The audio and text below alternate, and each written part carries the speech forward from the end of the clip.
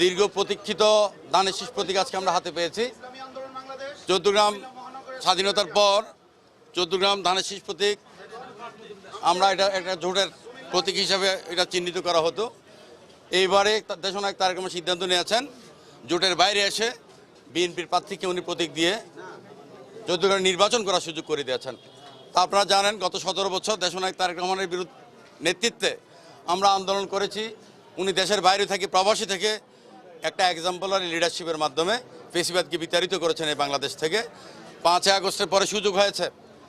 আজকে অনেক দল এসছে আজকে চৌদ্দগ্রামের প্রার্থী হয়ে ভোটের জন্য ভোটারদের কাছে যাচ্ছে।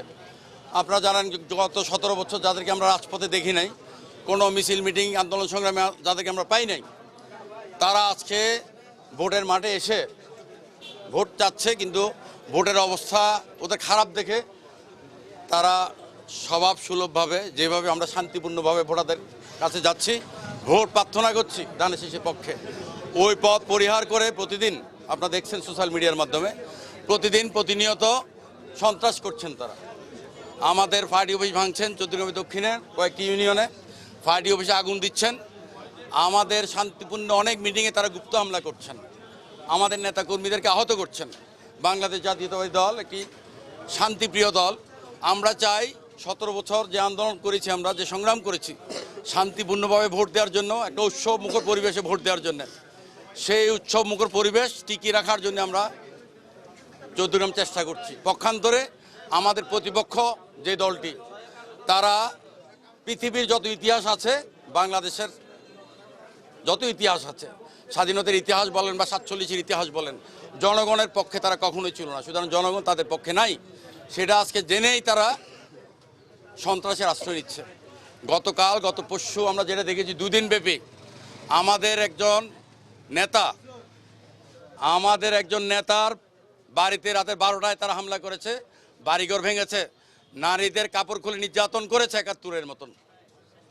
আমাদের একজন দলীয় কর্মী, দলীয় নেতা, তার একটা দোকান ছিল ওখানে, সেই দোকানে তারা আগুন দিয়েছে এবং আমাদের পার্টি অফিস ভেঙেছে।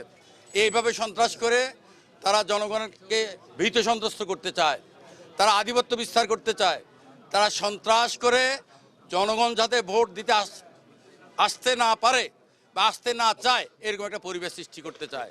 তারা 2014 নির্বাচনের মতো, 2018-এর মতো এবং 2024-এর মতো নির্বাচন করতে চায় এই সন্ত্রাসী বাহিনী। সুতরাং আপনারা সাংবাদিকদের মাধ্যমে আমাদের আপিল করতে চাই প্রশাসনের কাছে যে চৌদ্দগ্রামের শান্তিপূর্ণ ভোট যাতে নিশ্চিত করা যায় সেজন্য কাজ করতে হবে।